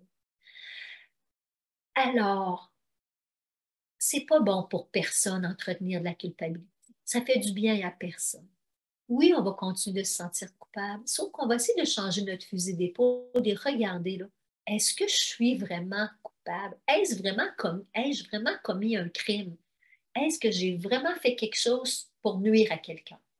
Bon, ça voulait me dire oui, il y a des personnes qui vont nuire vraiment à quelqu'un. Ça, c'est un autre dossier, mais on pourrait en parler éventuellement. Par contre, pour la majorité d'entre nous, on se sent coupable de des affaires qu'il n'y en a pas vraiment de faute. On n'a juste peut-être pas agi de façon idéale. Alors, comment on peut faire maintenant? Hein? Regardons les moyens pour se sentir moins coupable. Bien, c'est d'abord d'en devenir conscient. Parce que quand on refuse de se sentir coupable, on veut chasser ce sentiment-là, cette émotion-là. On veut la sortir de nous et là, on refuse d'admettre qu'on se sent comme ça et c'est le meilleur moyen pour que ça continue à l'infini. Alors, devenir conscient, se donner le droit de se sentir coupable et c'est pas en repoussant la culpabilité là, que ça va changer. Hein? C'est le contraire. Il faut regarder ce que ça me fait, ça m'apprend de moi, ça. Dire merci, en fait, à la culpabilité pour m'aider à voir quelque chose de moi, à réaliser des choses sur moi-même. Parce que sinon, savez-vous qu'est-ce que ça fait? Des fois, on peut réaliser qu'on se sent coupable, mais là, on va se sentir coupable de se sentir coupable. Parce que là, on pense que c'est mal de se sentir coupable. Alors, il faut l'accueillir, la culpabilité. Parce que si vous la jugez comme étant mal et que vous vous sentez coupable de vous sentir coupable, ben là, ça tourne en rond, hein, ça va être sans fin et vous allez être pris dans une boucle infernale. Alors, accueillir ce côté-là de nous, bien oui, je suis en train de me sentir coupable. Mais dans ces moments-là, demandez-vous, là, la question importante à vous poser, j'ai peur de quoi? Pour moi. Oui, c'est vrai qu'on a souvent peur pour les autres, entre autres quand ça concerne les gens que l'on aime, nos enfants, nos parents, nos frères, nos sœurs, nos amis, etc. Mais oui, on peut avoir peur pour quelqu'un. On a peur que notre enfant ne réussisse pas sa vie, par exemple. Mais il faut toujours regarder, j'ai peur de quoi pour moi? J'ai peur de me sentir comment, en fait. Si mon fils ne réussit pas sa vie professionnelle, j'ai peur de quoi pour moi? Hein? Alors, regardons, on a peur de quoi pour soi. Et commencez pas avec des trop grosses choses, grosses comme la Terre. Si vous avez vraiment des choses que vous vous reprochez depuis 10 ans, commencez pas par ces choses-là. Commencez par des plus petites choses de la vie quotidienne. Ça va être plus facile de prendre conscience de nos culpabilités. OK? Alors, des petites choses relativement faciles à gérer, comme tantôt on disait, là, bon, si vous avez pris la décision d'aller prendre une marche à chaque jour, ou vous avez pris la décision d'appeler votre mère à chaque semaine, ou vous avez pris la décision de manger comme ceci et non comme cela, bien, est-ce que si vous n'adhérez pas à vos beaux principes, est-ce que vous vous sentez coupable? Et si vous vous sentez coupable, oui, si je ne vais pas marcher une journée, je me sens coupable. Si je n'ai pas rappelé ma mère, je me sens coupable. Si j'ai mangé de la viande alors que je pense qu'il ne faut plus en manger, je me sens coupable. Bien, à ce moment-là, c'est en train de dire vous avez peur de quelque chose pour vous en dedans? Qu'est-ce que vous avez peur? Qu'est-ce que tu as peur qui t'arrive à toi? Hein? Et ultimement, on a toujours peur. Ultimement, on a toujours peur de ne pas être aimé, mais c'est parce qu'on ne s'aime pas nous-mêmes. Ouais. Alors, c'est qui dit là qu'il faut. C'est écrit où dans le ciel, ça, qu'il faut aller prendre une marche tous les jours sans exception? C'est sûr que c'est une bonne idée, mais est-ce qu'on commet un crime si une journée on n'y va pas? Est-ce qu'on fait du tort à quelqu'un? Peut-être que cette journée-là, on avait juste besoin de repos, on avait juste besoin d'autre chose, mais on va se sentir coupable. Hein? On va se sentir coupable d'avoir trop parlé, de ne pas avoir assez parlé.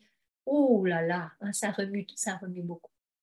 Alors, plutôt que d'aller vers ce que je devrais ou ce qu'il faut, aller vers ce qui nous fait du bien. C'est ça qu'on devrait avoir comme guide. Comment on se sent? Qu'est-ce qui me ferait du bien?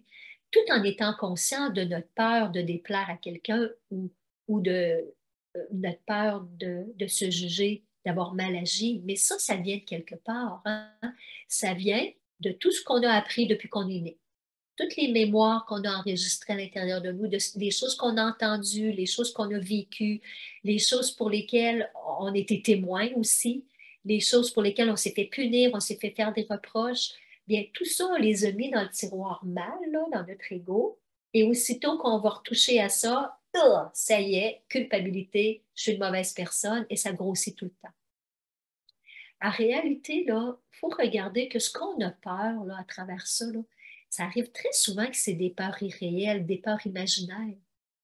Est-ce que parce que vous n'allez pas marcher une journée, vous allez prendre 3 kilos? Là? Vous savez, c'est souvent des peurs là, irréalistes.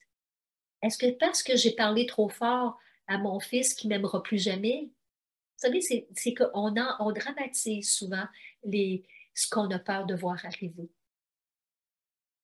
Et en réalité, il faut se poser la question, est-ce que c'est vraiment vrai, là, ce que je crois?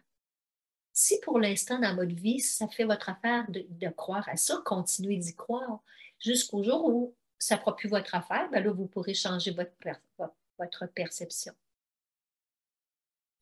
Parce que savez-vous quoi? Pour vraiment sentir que c'est nous qui dirigeons notre vie, reprendre le pouvoir sur notre vie plutôt que de le laisser aux autres, bien, il faut admettre qu'on a toujours le droit de penser ce qu'on veut, de dire ce que l'on veut, de faire ce que l'on veut, d'être comme on veut. Il faut juste, par contre, savoir que dans certains d'entre ça, il y aura des conséquences qu'on va peut-être trouver désagréables. Alors, à ce moment-là, on peut choisir de se comporter autrement, non pas parce que c'est mal, mais c'est simplement parce que j'aime pas les conséquences. Si, bon, si on revient avec votre exemple d'aller marcher tous les jours, bien, évidemment, vous le savez que ça vous fait du bien, que ça vous fait bouger, ça vous fait prendre l'air, bon, etc. On connaît tous les beaux bénéfices.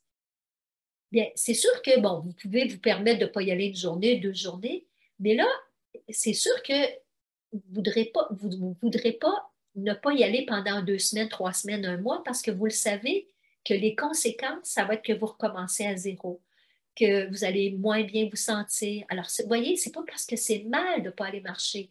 C'est parce que les conséquences que ça a sur moi, je les aime pas, ces conséquences-là.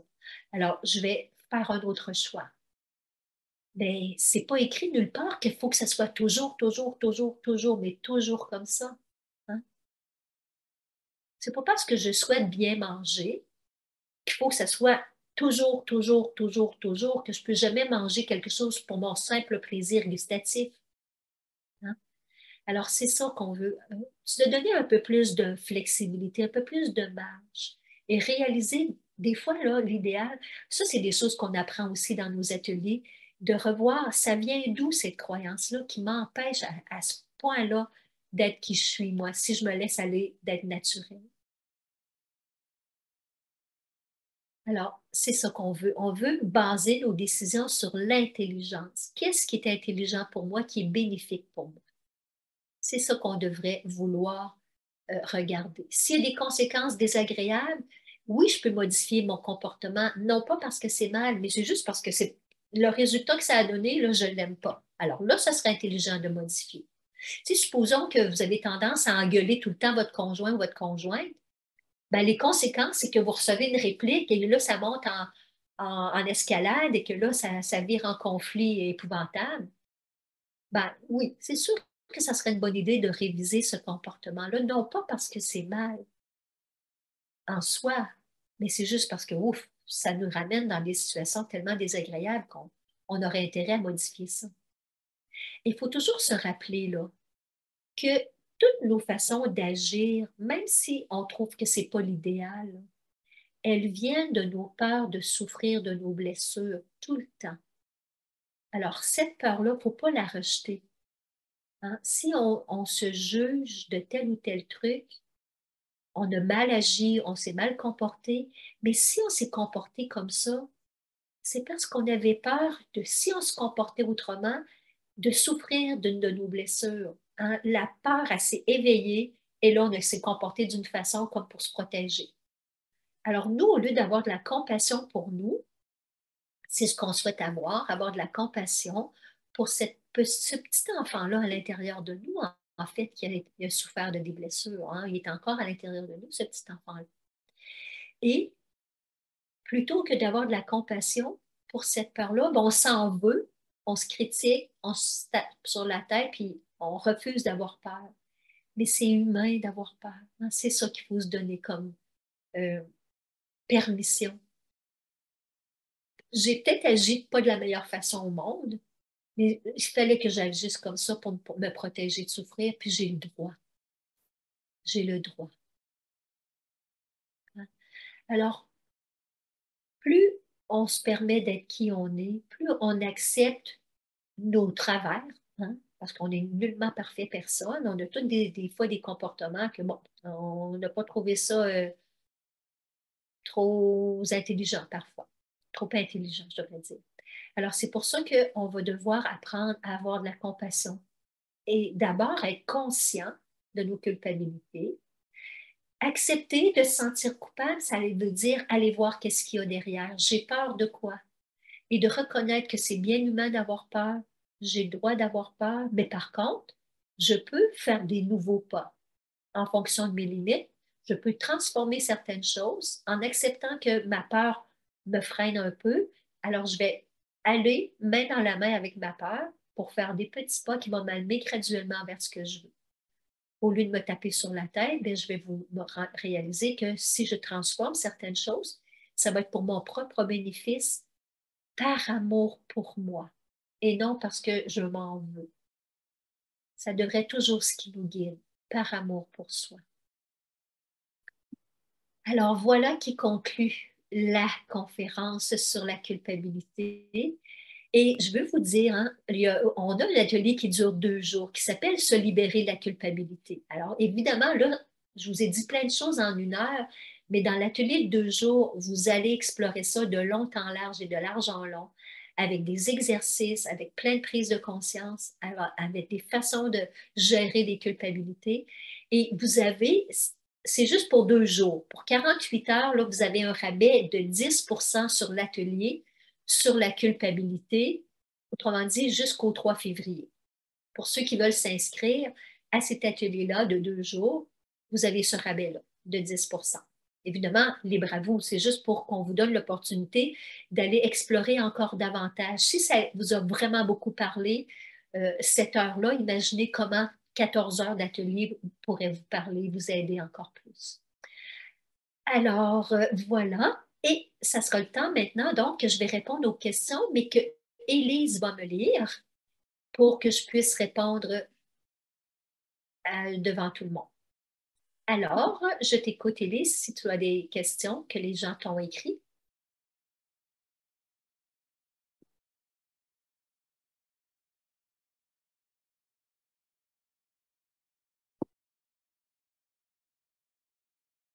Alors, sur le fait, est-ce que tu m'entends bien déjà? Oui, très bien. Sur le fait de critiquer, qu'est-ce qu'on fait par exemple? Nous laisser aller et nous-mêmes prendre le temps de relaxer sur le sofa et c'est tout. Le ménage ne se fera pas. Le lendemain, l'autre personne fera aussi du sofa et nous ne devons pas la critiquer ou soit on fait le ménage, ou soit on retourne sur le sofa avec la personne. Je ne comprends pas ce point. Ah, mais c'est toi, c'est ton choix dans le fond. Il n'y a pas de bonne ou de mauvaise réponse là-dedans. C'est toi qui décides. Mais l'important, c'est de t'intérioriser, voir qu'est-ce qui m'affecte autant là-dedans. C'est qu'est-ce que j'accepte pas de moi. Puis ces réponses-là, là, si tu travailles à accepter, là, à savoir qu'est-ce que tu vas avoir à faire, les réponses vont venir tout seules. C'est ça qui est bizarre. Parce que quand on s'ouvre de l'intérieur, qu'on ouvre son cœur à soi-même et aux autres, ça change tellement la dynamique de tout ce qui se passe. Et tu peux faire des fois choisir, OK, je le fais. Une journée, tu peux dire, tant pis, je fais rien moi non plus parce que je me sens moi aussi avec le besoin de me reposer. Il n'y a pas de bonne ou de mauvaise réponse là-dedans. C'est juste de regarder dans quel sens ça t'a fait, comment tu peux transformer cette situation-là que tu revis tout le temps. Hein, parce que c'est ça que ça fait. Alors, tu as une autre question, Élise? Rien pour le moment. Pas d'autres questions? C'est pas trop tard, hein? Vous pouvez écrire vos questions dans le chat, dans le discuter, dans le converser. Alors, bonsoir. Je viens de prendre conscience que j'ai depuis longtemps des tensions en haut du dos et j'ai souvenir que c'est quand je prends du temps pour moi et que je ne m'occupe pas de mon fils et que je le mets chez mamie, par exemple, ou que son père s'occupe de lui. C'est un partage, en fait. OK, c'est un partage. Il n'y a pas de question. D'accord. Merci pour cette conférence. Alors, je vis mal le fait que ma maman s'est privée toute sa vie pour ses enfants et nous a donné son argent. Et moi, j'ai accepté. Que faire pour me sentir mieux? C'est un partage aussi, en fait. Que Est-ce que faire pour me sentir mieux? Point d'interrogation. répète-moi, répète-moi ce Que que tu as dit. faire pour me... Ah, Elle que a faire? accepté. OK, j'avais pas compris le que faire. Que faire pour te sentir mieux? Bien, c'est toujours, encore une fois, de regarder, est-ce que tu en veux, premièrement, à ta mère d'avoir fait ça, de s'être oubliée pour vous? Hein? Est-ce que tu lui en veux de ça parce que tu n'as pas eu le modèle d'une mère qui prend soin d'elle, qui se, qui prend soin d'elle, qui répond à ses propres besoins? Ça dépend de ce que ça te fait vivre, ça, là. Est-ce que tu t'en veux? Autrement dit, tu trouves ça injuste que ta mère s'est privée pour toi et tes frères et sœurs? Tu vois, tu peux être en train de vivre une blessure d'injustice là-dedans. Alors, ça dépend toujours. C'est sûr que là, si la personne, je pouvais lui poser des questions, ça irait mieux. Mais vous pouvez, hein, si je réponds à votre question, mais que ce n'est pas clair, vous pouvez renchérir avec une prochaine question dans le chat, là. Concernant l'ego, le travail personnel permet-il de faire taire l'ego ou de l'apprivoiser? Ouais, ben le faire taire, ça ne marchera pas. Essayez pas. Voilà. On ne veut pas le faire taire. On veut plutôt reconnaître tous les efforts qu'il fait pour nous protéger de souffrir. Parce que l'ego a, euh, il est construit avec tout ce qu'on a considéré euh, comme des choses qui pourraient être dangereuses pour nous, là. On va souffrir. Alors, notre ego, lui, a enregistré que quand tu agis comme ça, tu vas souffrir, là. On va te juger, on va t'accuser, on va te critiquer. Alors, notre ego, il fait juste nous rappeler toute la programmation qu'on a accumulée depuis qu'on est jeune.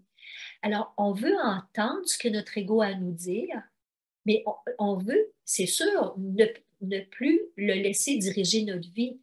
Mais c'est pas en l'éliminant, en essayant de l'éliminer que ça va changer quoi que ce soit. Il faut l'entendre, mais après, reconnaître le bien fondé de ces avertissements-là, dans le sens qu'il veut vraiment nous aider. Reconnaître son aide, vraiment avoir de la gratitude, mais après ça, par contre, il faut le rassurer.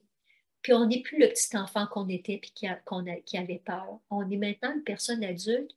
Et si je suis moi-même, que je me permets d'être comment je me sens, bien, je dois être capable d'assumer les conséquences. Je suis une personne adulte, puis les conséquences, je me sens tout à fait capable de les assumer. Ça rassure notre ego. Et il va baisser un petit peu sa garde, là. Il va ramollir un peu, si on peut dire. C'est ça qu'on veut. On ne veut pas que l'ego disparaisse. Ça ne marchera jamais, là. Vous allez continuer d'avoir un ego. On veut juste reprendre le guidon là, de notre vie, en fait, plutôt que de se laisser diriger tout le temps par l'ego, qui, lui, ne fait que son travail de nous rappeler dans les situations où est-ce qu'il y aurait un danger pour nous de souffrir. C'est ça qui nous rappelle l'ego. Il ne fait pas ça pour mal faire. Il faut juste le rassurer. Là. Merci vraiment de vouloir m'aider, mais sais-tu, là, je suis une grande personne puis je vais être capable d'en sortir. Voilà. Une autre question? A-t-on tous un peu de rigide quand on s'accuse? On est tous, oui, exactement. Quand on s'accuse soi-même, c'est nécessairement notre masque du rigide qui est apparu parce que ça vient de la blessure d'injustice. Puis là, on peut bien voir qu'on est injuste envers soi-même. On ne se donne pas de chance. On ne se donne pas le droit de ne pas avoir été parfait. C'est ça, hein, l'injustice envers nous. Et effectivement, ça nous fait porter le masque de rigide. La personne de tout à l'heure précise, j'ai l'impression d'avoir profité d'elle, la personne qui parlait de sa maman. Donc, c'est plus toi-même que tu accuses. Hein? Alors, regarde de quoi tu t'accuses. Parce que tu t'accuses de quelque chose alors que tu n'y étais pour rien. Alors, tu dois certainement peut-être avoir accusé ta mère d'être ça ou quelqu'un de ton entourage. Ce que tu t'accuses d'avoir profité d'elle, bien, d'être profiteuse sans doute, hein? Ça doit être de ça que tu t'accuses, ou en tout cas, tu trouveras un mot qui te rejoint là. Et quand on s'accuse d'être profiteuse, ça veut dire qu'aussitôt qu'on voit quelqu'un qui est profiteur, ben, on l'accuse. Et ça nous a blessés quand on était enfant, c'est sûr. Alors, avoir été témoin d'une personne qui est profiteuse face à une autre, bien, c'est sûr que nous, on ne va pas accepter ça de nous, là. Même si tu l'as fait avec aucune mauvaise intention, tu étais un simple enfant. On se donnait le droit d'avoir été l'enfant qu'on a été, qui ne savait pas ça, lui. Hein? L'enfant ne comprenait pas tout ça, là. Hein? Se pardonner. Se pardonner. Ouais. Je culpabilise de ne pas aller passer des moments avec les amis de mon copain car je m'ennuie. Comment faire? Bien, comment faire pour ne pas se sentir coupable? Ben, encore une fois, tu as regardé, tu as peur de quoi, là? Hein? Tu as peur de quoi dans le fait de te permettre? Si tu respectes tes limites, tu n'as pas envie d'y aller, puis tu te le permets. Regarde, il y a certainement des peurs qui vont monter. Tu as peur de quoi pour toi? Bon, c'est sûr que ça se peut que tu aies peur qu'il te juge, puis qu'il te rejette, bien sûr, là, mais tu as peur qu'il t'arrive quoi à toi? De ne plus avoir d'amis, de te retrouver seul, de passer des soirées seule parce que tu ne veux plus aller où est-ce que ton conjoint va? Peut-être que est-ce que tu as peur que ça vous crée une distance, toi et ton conjoint? Il y a toutes sortes de peurs qui montent. Et c'est d'en être conscient, puis de faire le choix ensuite. Comme je dis, j'avais toujours le choix. Est-ce que je réponds à ces peurs-là, puis j'y vais malgré ma volonté, ou je me donne le droit en acceptant les conséquences qui sont possibles finalement? Une autre question, Élise? Ce n'est pas seulement rationnel que de vouloir accepter la culpabilité ou n'importe quel autre travers qu'on porte.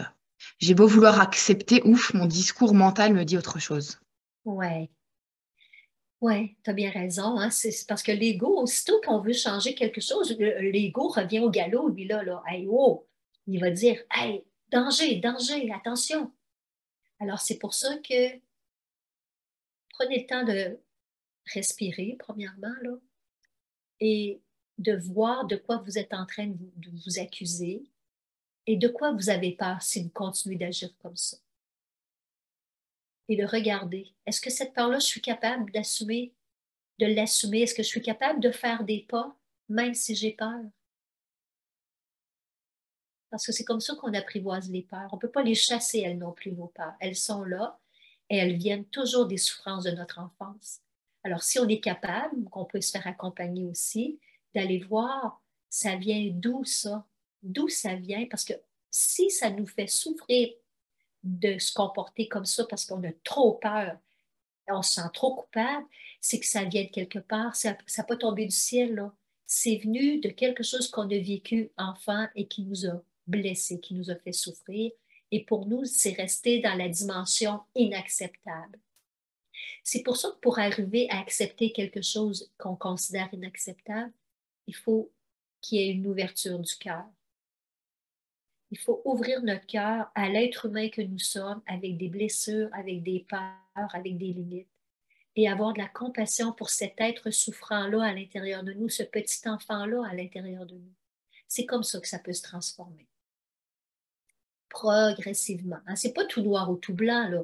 Je me sens totalement coupable ou me sens jamais coupable. Hein. C'est toujours hein, un continuum, tout ça. Est-ce qu'il y a d'autres questions? Je me sens coupable de tout et tout le temps. Quelle blessure je dois soigner? Bon, toutes les blessures, finalement, sans doute. Ben, encore une fois, quand on se sent coupable, je vous rappelle, hein, ça c'est quand on s'accuse soi-même, alors c'est nécessairement notre injustice envers nous-mêmes, donc la blessure d'injustice, mais en dessous de la blessure d'injustice, il y a toujours la blessure de rejet. Toujours la blessure de rejet. Alors, c'est ça envers soi, mais si c'est avec une personne de sexe opposé, qu'on se sent coupable de notre façon d'agir avec, ben, c'est la blessure d'abandon, la blessure de trahison. Ça dépend toujours des situations. Parce que les blessures, c'est jamais une seule. Hein? On en a toujours au moins quatre. Puis dans une même situation, elles ne viennent jamais tout seules. Il y a toujours une première réaction qui fait qu'on porte tel ou tel masque, mais peu de temps après, toute la cavalerie de blessures arrive. Là. Ouais. Est-ce que la blessure de l'humiliation sent le plus de culpabilité? Bien, je vous rappelle, c'est sûr que quand on se sent coupable, on est toujours là dans notre masque d'origine. On est injuste envers soi. Par contre, il n'y en a pas un masque qui va avoir des attitudes pires que les autres. Là. Dans le sens que quand on est avec la blessure de rejet, on a toutes les raisons du monde de finir par s'en culpabiliser. La même chose pour chacun des masques. C'est pas plus l'humiliation que d'autres.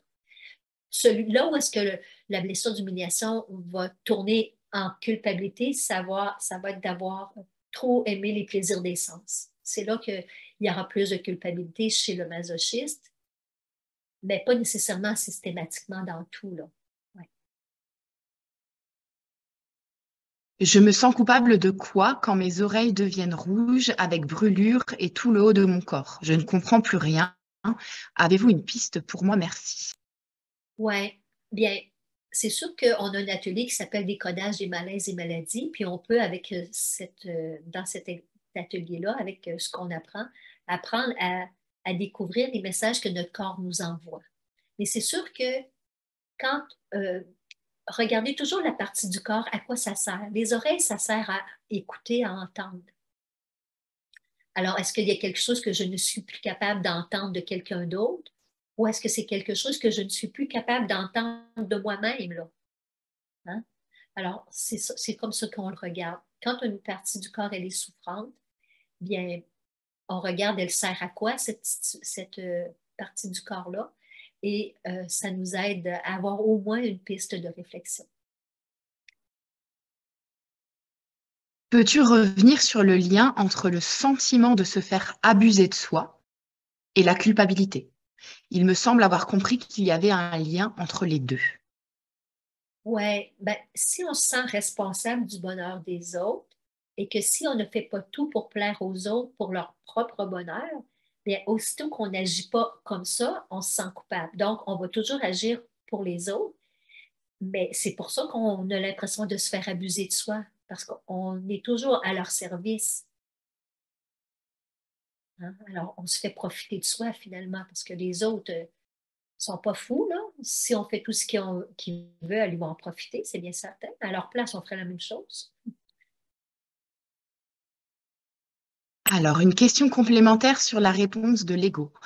Qui doit reprendre le contrôle? Le guidon? Le corps émotionnel? Bien, mon être, mon je suis, ma personne, comment je me sens, c'est cette partie-là. Et le corps mental, le corps émotionnel et le corps physique, eux, se mettent en équipe, si je peux dire ainsi, pour aller combler les besoins profonds de mon être. Hein. J'ai besoin pour me sentir euh, totalement moi-même, j'ai besoin de tout ça, là, de tout ce qui m'amène à me sentir comme ça, autant au niveau matériel qu'au niveau avoir, au niveau faire, au niveau être. Comment arrêter de douter de nos décisions lorsque les autres veulent changer nos décisions? OK. Ben, comme tantôt je l'ai mentionné, quand les autres veulent changer nos décisions, ils sont en train de refléter notre propre doute. Hein. Quand on doute de notre capacité à bien choisir, ben, ce qu'on entend à l'extérieur remet en question notre capacité à bien décider. Alors, la question, c'était, excuse, là, je suis partie là-dessus, puis c'était quoi la question? Comment? Comment arrêter de douter de nos décisions lorsque les autres veulent les changer, nos décisions? OK. Bon, fait que faut que, premièrement, quand les autres veulent changer tes décisions, fais juste prendre conscience que toi, tu n'es pas sûr de ta décision, puis les autres ne font que te refléter. Mais par contre, commençons toujours par se donner le droit de douter. Parce que si tu t'en veux de douter de tes décisions, ta décision, elle ne viendra jamais, là. Ça va durer, ça va durer, ça va durer, ça va tourner en rond, ça va tourner en rond, ça va tourner en rond. Alors que ce qu'on veut arriver à faire, oui, là, je vois que je doute. Alors, si je prends telle décision, j'ai peur de quoi? Si je prends telle autre décision, j'ai peur de quoi? Et là, bien, tu choisis en fonction des conséquences positives ou négatives que tu peux percevoir à travers ces deux choix-là. Puis, tu avances et tu dis, je vais le savoir comment je me sens quand je vais l'expérimenter. C'est pour ça qu'on a de la difficulté à prendre nos décisions parce qu'on voudrait là, être sûr que c'est la bonne. Mais on va le savoir en le faisant. On ne peut pas le savoir avant. Hein? Tant qu'on n'a pas expérimenté quelque chose, on ne peut pas savoir comment on va se sentir en le vivant. Mais nous, on voudrait tout savoir avant de le vivre. Mais on n'aurait même plus besoin d'être sur la Terre si on savait tout ça, là. On est venu ici pour vivre des expériences. Et il n'y a pas d'erreur. Que tu fasses ce choix-là ou faire l'autre choix, tu vas quand même apprendre quelque chose sur toi, sur la vie. Alors, fais confiance. Tu peux, savez-vous qu'est-ce que moi j'ai déjà fait? Tirer à pile ou face. Flip! Vous n'êtes pas obligé de suivre ce qui est écrit là, là, mais ça va vous aider à savoir si vous êtes déçu ou content de la réponse, en tout cas. Hein? Et faire ça, ça nous aide à lâcher prise aussi. Ça nous aide à lâcher prise. Mais on a tellement peur. Il faut se donner le droit d'avoir peur. J'ai tellement peur. Un, deux, trois, go. J'avance. Advienne que pourra. Lorsque je ne m'autorise pas à profiter d'une quelconque situation, est-ce dû au fait que je reproche aux autres de profiter? Bien, j'ai envie de te retourner la question. Est-ce que toi, comme ça que tu le vis, que tu reproches aux autres de profiter d'une situation? Et donc, si toi, tu juges les autres que c'est mal, évidemment, toi, tu ne voudras pas te le permettre. Savez-vous quoi? C'est que des fois, on fait tout pour ne pas être quelque chose, pour ne pas faire quelque chose. On est convaincu que nous, on n'est jamais ce qu'on reproche aux autres. Mais ultimement, on finit toujours par être ce qu'on reproche aux autres.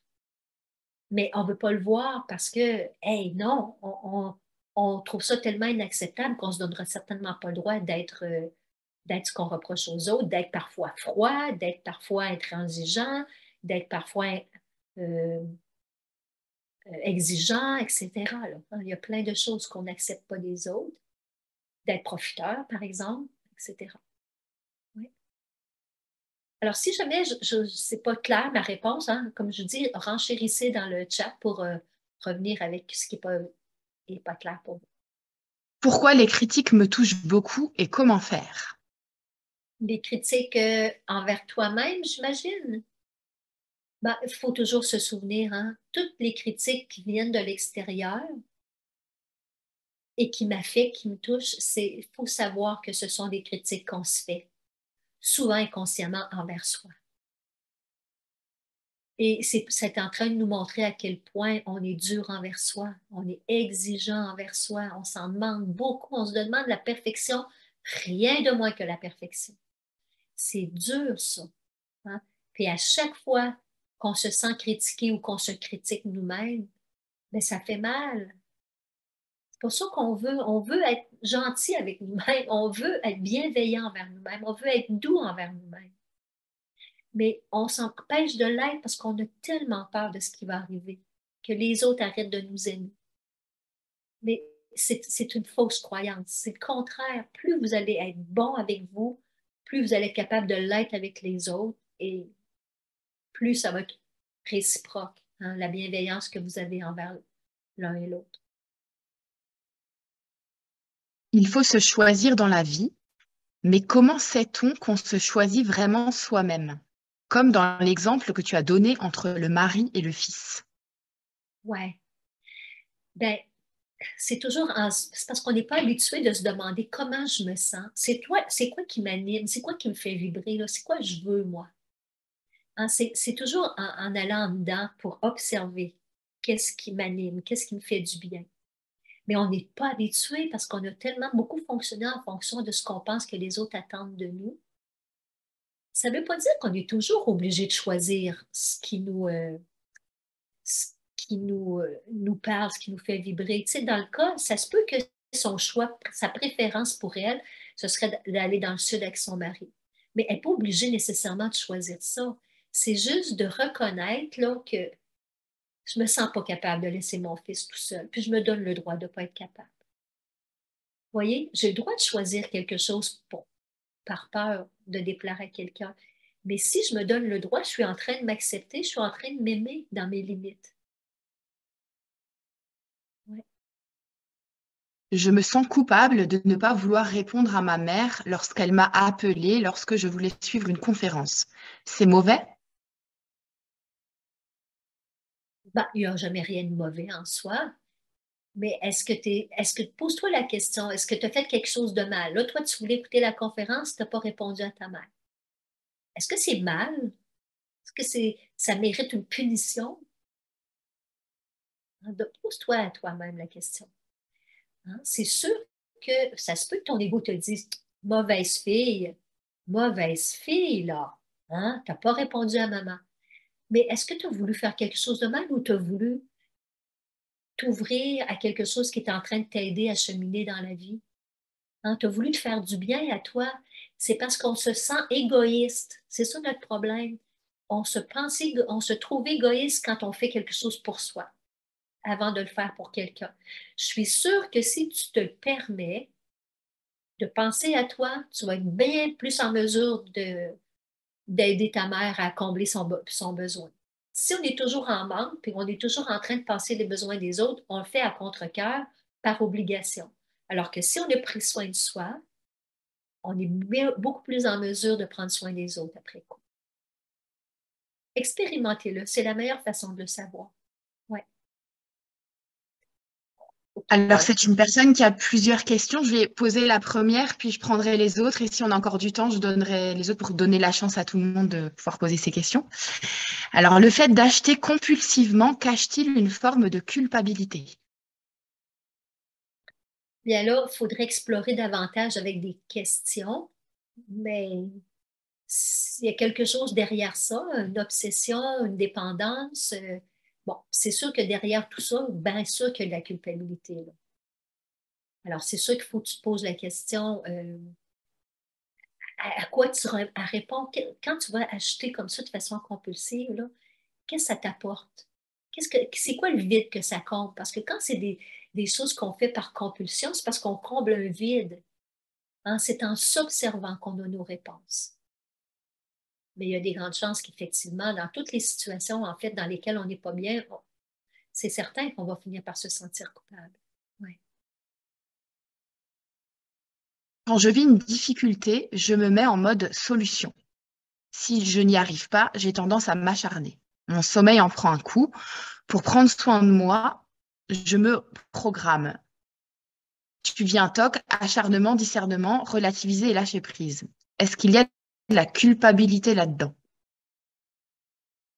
Il y a de la culpabilité si tu t'accuses de quelque chose. Hein? C'est tout le temps ça. Est-ce que tu t'en veux de ça? Tu sais, autrement dit, si tu t'acharnes, tu t'acharnes, tu t'acharnes, est-ce que tu t'acharnes parce que tu es tu as espoir, tu es vraiment convaincu que tu vas réussir et tu veux vraiment atteindre ton but, ou si c'est parce que tu t'acharnes parce que c'est mal de renoncer? Hein? Est-ce que tu t'accuses? Tu t'empêches de renoncer, de laisser aller, de lâcher prise parce que c'est mal, parce qu'il faut toujours aller au bout de ce qu'on a commencé. Hein? Ça se peut que tu aies appris ça dans ton éducation. Il ne faut jamais lâcher ce qu'on a entrepris. Si tu as appris ça de papa ou de maman ou de ton entourage, bien, tu vas toujours vouloir t'acharner pour ne jamais abandonner quelque chose. Parce que ça peut être motivé par ou bien un grand désir pour combler quelque chose, ou ça peut être vraiment par peur de, de te sentir fautive d'abandonner. Mais il n'y a pas de bonne ou de mauvaise réponse là-dedans. Tu as le droit de vouloir continuer, puis tu as le droit de vouloir abandonner aussi. C'est d'accepter ton choix du moment qui est important pour être en paix avec toi-même. Ma maman est déprimée depuis un moment. Je ne peux profiter d'aucune activité professionnelle, sociale, personnelle à 100% sans penser à elle. Et ne pas me dire, elle n'a pas pu faire ce que je fais, alors je ne devrais pas non plus le faire. Comment puis-je me libérer de cette pensée, de ce poids? Bien, c'est de réaliser que c'est ta blessure d'injustice qui fait ça. Hein. Là, la personne qui est dans la blessure d'injustice, faut pas avoir plus que les autres, il ne faut pas avoir moins que les autres. Et si on a plus ou si on a moins, c'est mal. Voyons, on est dans la croyance qu'il faut que ce soit pareil. Alors, c'est sûr que cette croyance-là, on peut la changer. Vous savez, dans l'atelier Être bien, on apprend à découvrir nos croyances à travers des situations qui nous dérangent. Hein. Et on a entre autres une partie où est-ce qu'on apprend à savoir quoi faire avec nos croyances. Je ne sais pas si cette personne-là a déjà fait l'atelier Être bien, là, mais ça serait une super bonne idée de faire cet atelier-là pour apprendre davantage comment transformer une croyance qui nous envahit comme ça. C'est sûr que là, je réponds en quelques secondes, mais il y a plusieurs de vos questions qui pourraient mériter une consultation d'une heure. Là, hein? Alors, bon, on répond de façon brève pour vous donner une piste, mais sachez que vous n'êtes pas obligé de vous contenter d'une simple petite réponse courte. Vous pouvez aller explorer davantage si vous voulez. On va prendre une dernière question, Élise. L'hypersensibilité cache-t-elle une blessure et une culpabilité? L'hypersensibilité, ben, quand on est hypersensible dans le sens qu'on n'arrive pas à gérer nos émotions, il y a comme un trop-plein, bien, il y a des grandes chances que oui, c'est sûr qu'il y a des blessures derrière ça. Là. On ne parle pas de l'hypersensibilité en termes d'avoir des sens hypersensibles. Là, hein. On ne parle pas nécessairement de ça. On parle de l'hypersensibilité au niveau d'être comme hyper émotif. Je ne sais pas si c'est de ça qu'elle parle, là, la personne. Et donc, aussitôt qu'on n'aime pas quelque chose de nous et qu'on s'empêche et qu'on se contrôle, ben on finit par devenir hyper, on finit par perdre le contrôle et exagérer dans dans nos réactions. Et c'est ça qui nous rend hyper sensibles, hyper en ébullition. Mais par contre, c'est de voir qu'on s'est bloqué de se permettre d'être et de libérer ce qu'on vit progressivement, à cause certainement des jugements qu'on se porte, des accusations qu'on se porte, et donc pour ne pas se sentir coupable. Alors, on avait dit 30 minutes de questions, de dépasser un petit peu. Donc, j'espère très, très, très sincèrement de vous revoir. Il y en a plusieurs personnes que je connais déjà, mais de vous revoir dans un atelier quelconque, que ça va me faire un grand plaisir de poursuivre ce bel enseignement. On a plein, plein d'ateliers qui peuvent vous aider. Allez vraiment explorer le site Internet là, de écoute-ton-corps.com et vous allez avoir beaucoup, beaucoup de choix pour aller vers l'amélioration de la qualité de votre vie. C'est ce qu'on vous souhaite tous. Alors, un gros bisou à tout le monde. Ça m'a fait très grand plaisir d'être avec vous. Je vous fais la bise. Bye bye tout le monde.